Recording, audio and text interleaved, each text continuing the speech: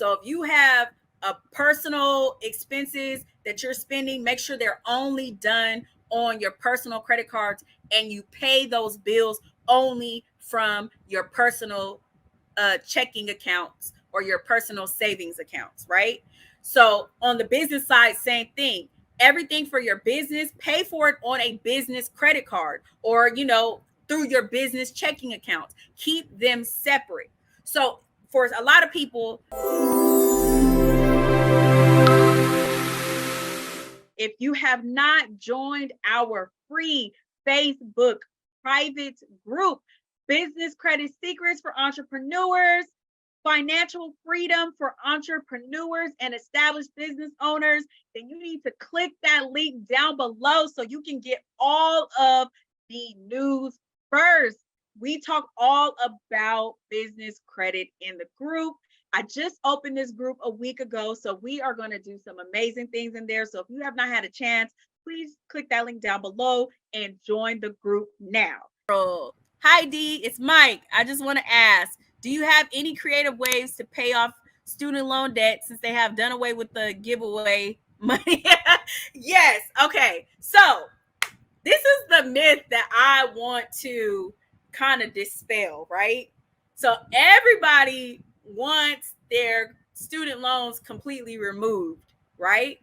But before you do that, I want you to think about, is your student loan debt the longest amount of debt that you have on your credit history? And is it the largest amount of money that you've ever been loaned? Because remember what I said earlier, once it's closed, it's removed. It's still on your credit report, but it doesn't add to your age, and it doesn't add to showing that you're paying every single month. So a lot of people, and this happened to my client, and I warned them, they rush to close those loans, the student loans, and then they lose all of their credit history because that was the only credit or the longest standing credit that they had. So one thing that I would tell you to plan for, JC, is make sure before you pay this off or you do any of that, that you have other items on your credit, other items that have been there 5 years. A lot of people say over 2 years. I say 5 years, 2 years minimum. You need accounts on your credit that you've had longer than 2 years. 5 years, really, to me, but 2 years minimum. And you want to make sure that you have something else on your credit that has a large amount on it as well. So a large limit. So like a mortgage or an auto loan or a high limit credit card before you close the student loan debt. What steps can I take to separate personal and business credit to protect my personal assets? You should have a personal checking account and a personal savings account, and you should have a business checking account and a business savings account, right? So we start with the bank accounts. That's first and foremost. That's how you start to separate your assets, right? Then the next step is going to be making sure that you have a personal credit card that you only use for personal expenses, and then making sure that you have a business credit card that you only use for business expenses, right? So if you are a business owner and your whole life, like me, your whole life is your business, then you pretty much use your business credit card for everything. But if you're not at that level yet, then you need to be sure that you're using your personal credit cards for your personal. So if you have a personal expenses that you're spending, make sure they're only done on your personal credit cards, and you pay those bills only from your personal checking accounts or your personal savings accounts, right? So on the business side, same thing. Everything for your business, pay for it on a business credit card, or through your business checking accounts. Keep them separate. So for a lot of people, the thing is, they started their business with their personal money, right? So this is where having accounting software is super important, bookkeeping software. So if you are a business owner, an aspiring business owner, or you're currently a business owner, then you should have QuickBooks. You should have QuickBooks. Just in case you guys don't know, my background is actually like when I was in a corporate job, it's in corporate finance and accounting. That's what I did. And so for many years, since I was 18, for a very long time. So you need to, not want to, you need to have a bookkeeping software, right? So in that bookkeeping software, you will be able to say, okay, me, the individual DJE, I loaned my business, or I paid $1,000 for these expenses for my business. So if you had a bookkeeping software, then you could show that in your bookkeeping software, and you could legally do a notarized letter that stated, hey, DJE loaned XYZ business $1,000, right? So now you got it separate. So you spent $1,000 in expenses on your personal credit card or in your personal account before you knew about business credit, right? So then you're going to get a notarized letter, a loan document that you literally can type up yourself and say, I, DJE, loaned XYZ business $1,000. And then you have an accounting software. So that is how you keep them separate, DJE. You need to have a personal checking and savings and personal credit card. And then on the business side, a business checking and savings and a business credit card. Okay. Very, very, very important. And then you use your accounting software or your bookkeeping software, such as QuickBooks, to keep them separate. So I hope that answers your question. Can you remove a discharge bankruptcy from your credit report right after it's discharged? Yes, you can remove a discharged bankruptcy. Yes, you can. You have to do a credit repair process. So when you're removing things from your credit report, that's considered credit repair or credit restoration. So there's a difference between credit repair and credit building. So credit building just means I don't have enough accounts, I don't have enough credit history, but I don't have anything negative on my report. But that's credit building. You just need to get higher limits. You need to show that you're responsible with other people's money. Now, on the flip side, what you're asking for, Ray, is called credit repair.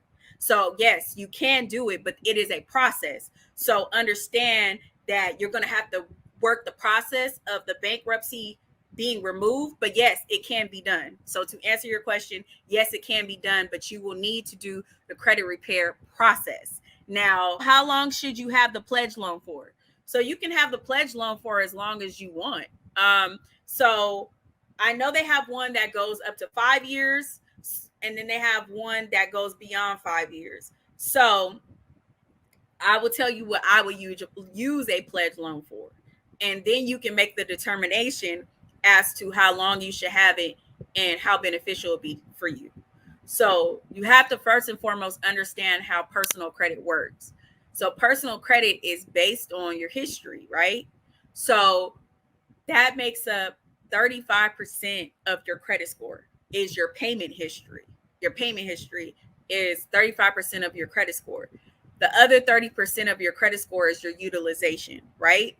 So if I'm using a pledge loan, I am someone who has a very thin credit profile, meaning I haven't had a lot of loans, I haven't had a lot of credit cards, I haven't had a lot of that, or I have bad credit and I need to add some positive accounts to my credit report, right? So if it's me and I'm in either one of those categories, I'm going to get the longest term that I can get. And why is that? Because it's going to show on your credit report for that time frame. So if you're a person who has bad credit or you have a thin credit profile and then you add a trade line that's 5 years or 10 years, that's going to reflect on your credit report in a positive way. So to answer your question, Stan, for me, I did the one that was 5 years. That's what I did. I did 5 years, and I did it because I needed to add more credit to my profile. So that was I didn't have bad credit, but I needed more credit on my profile. So I needed to show a loan, a bank loan, an installment loan for that 5 years, so that can add to my payment history and also my age. Because understand how loans work. Once the loan is closed, once you've paid off the loan, it gets closed. So you lose that credit history, which is a big part of your credit profile.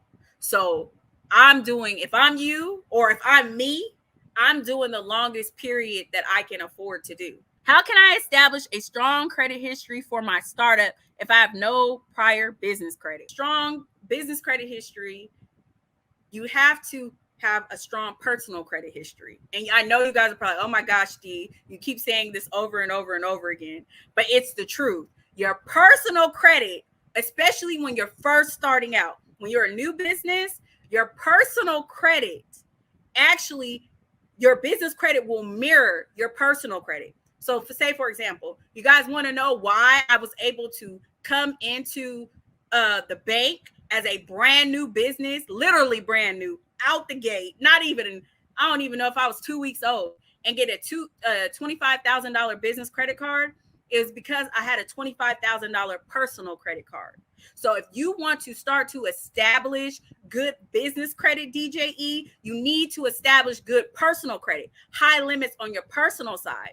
And there's strategies on how to highly increase your credit limits. So if once you have that together on the personal side, you can get whatever you want on the business side. It's just about working with the right lenders. So then you have to know what's the right banks. Who are the banks that are going to give me the bag? Who's going to give me $25,000 as a brand new business? That's not every bank. That's not every lender. So that's how you do it. You got to make sure your personal credit is intact, your personal credit limits are high, and then move over to business credit and allow it to mirror and go over to the other side. Then once you start building on the business side and you do good with that, you can get anything. I can get anything right now, literally, especially once you hit 2 years in business. Once you hit 2 years in business, the floodgates open up.